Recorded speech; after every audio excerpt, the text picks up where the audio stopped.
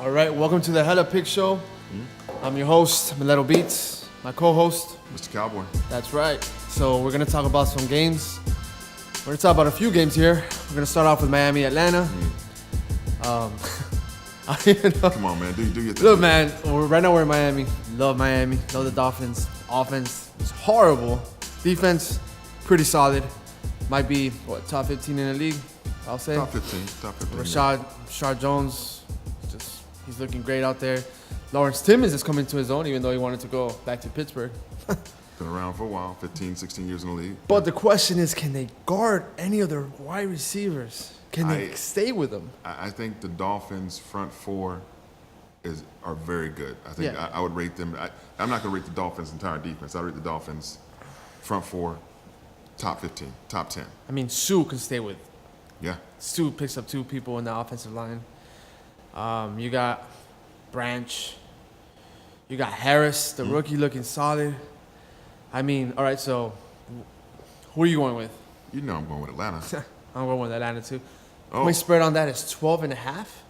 I think they will probably cover because they'll wear the defense down with the one things that I think the Falcons learned a very, very hard lesson in the championship game last year.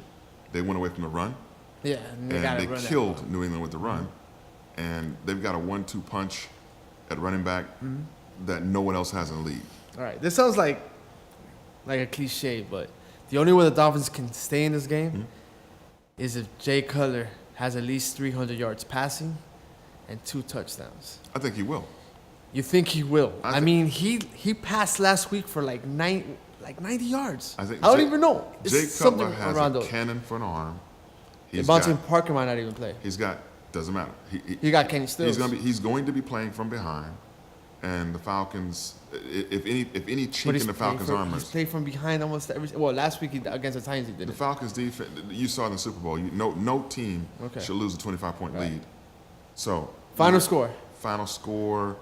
I say Falcons redeem themselves this week and they put up at least 30. I say 35-17. 5-17. I'm gonna go with.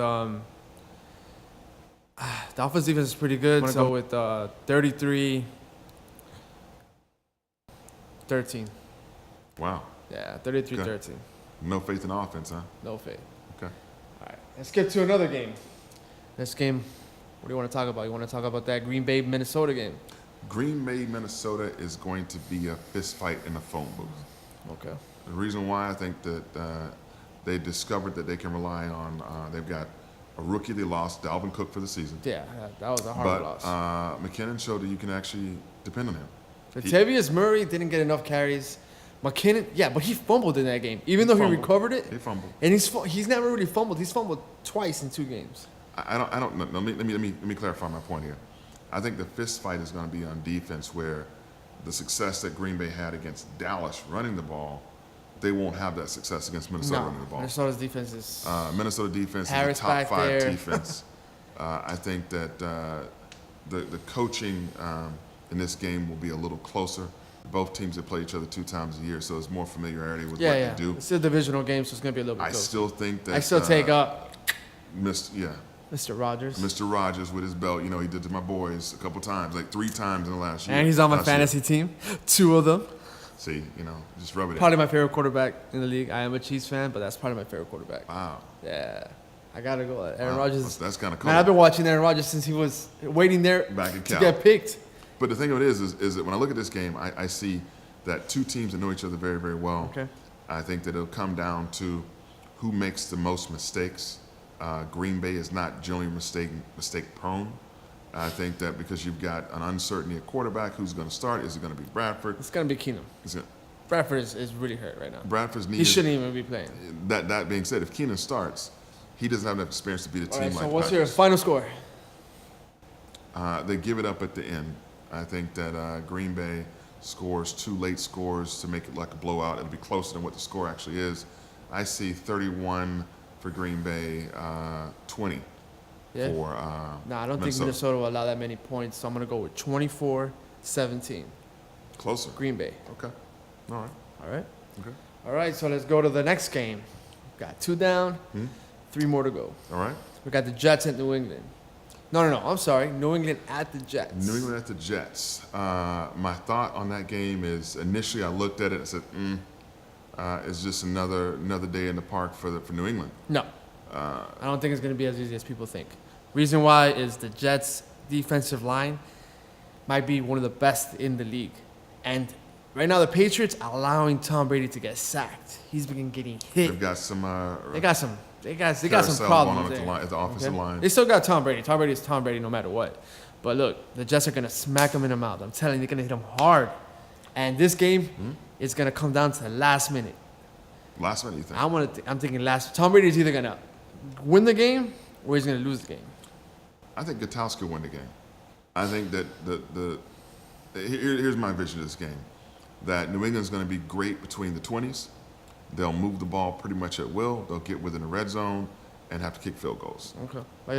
Maybe one touchdown that late in the game. I see it maybe 17-6 New England. You know what? I'm going to go with the Jets.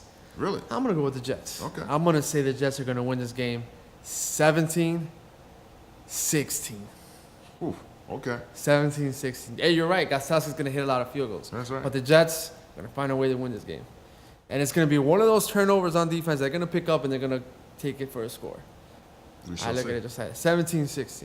Okay. All right. Next game. Two more to go. Jacksonville. And who's the opponent this week? Jacksonville. I like both of these teams. Jacksonville is a young team that is doing more. They're playing above what people thought they would play at. Okay. I think that the questions of a quarterback and having a quarterback, they haven't been answered. I think the jury's still out as far as Jake Bortles going to be the future. I don't think he's the future. Blake Bortles? Blake Bortles. Blake Bortles, man. I don't think he's That's the future. how bad he is. We don't even know his name. Exactly. It doesn't even matter. He had 92 yards passing last week. But 92 yards. The young man, Mr. Fournette, is what makes them go. He's the truth. He is a beast. The only person better than him right now is Kareem Hunt. Yes. Like I was saying, I think Jacksonville is more composed on defense than the Rams, and they have a solid running game. I think the Rams defense is this just is as good. Close, pretty close. I'm gonna go with the quarterback here. I'm gonna go with the Rams. They have a better quarterback. Rams have a better quarterback. Unless Blake Bortles can come to his own like he did a couple of years ago when I had him on my fantasy team where he was throwing 300 yards and he was just always coming from behind. But he's capable of that. He's capable, but he hasn't done it this year. He hasn't had to. Well, the games that he's lost, he's lost because they can't depend on him. Defense is playing lights out, and running game is working. Okay. So what works, you stick with. What do you got? After what they did to Pittsburgh, yeah, I stick with Jacksonville. I'm going with the Rams. Train. Yeah. Final score. Final score, defensive game, 9-6. 9-6? 9-6. Nobody scores touchdowns. No, I'm going with 23. Whoa. 16 Rams. So you feel there's going to be offense in this game? Yeah, I feel like there is. And you think Rams going to produce 23 points in offense? Todd Gurley. Come on. They got Todd Gurley. Well, he better make sure he tucks the ball when he crosses the end zone. He better not fumble. That touchback cost him that game. All right, last but not least. Okay. Last game is my boys. The Kansas City Chiefs against the Pittsburgh Steelers in Arrowhead Stadium. As much as it pains me. And all you're going to hear is, touchdown, Kansas City. I don't know about that. I think that the Steelers have lost something. I don't know. I can't say if it's offense, if it's defense. If you look at the quarterback numbers with the interceptions and turnovers, the wide receivers are still managed to get the ball down the field. It's more than just that. It's something. Inside the locker room, they're fighting. They're going at each other. I don't know what. Le'Veon Bell is bitching about Bell something, and Antonio Brown is bitching about something else, and Roethlisberger's like, I don't have it anymore, being sarcastic.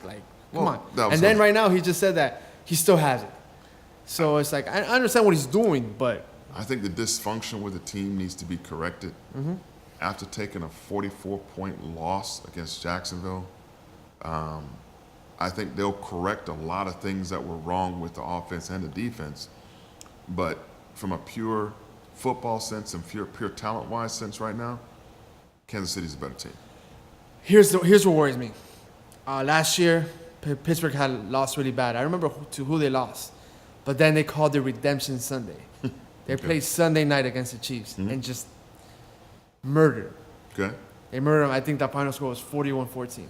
I mean, at one point, it was like 27-0. Whoa. Yes. So that's what worries me. That Pittsburgh, when they go and they play Kansas City right there, when they lose a game to the Jaguars, they're going to go to Kansas City and win. I think this time this ends.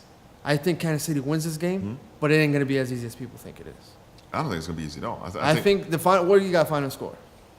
I think it's going to be a mistake-laden game where both quarterbacks press a little bit.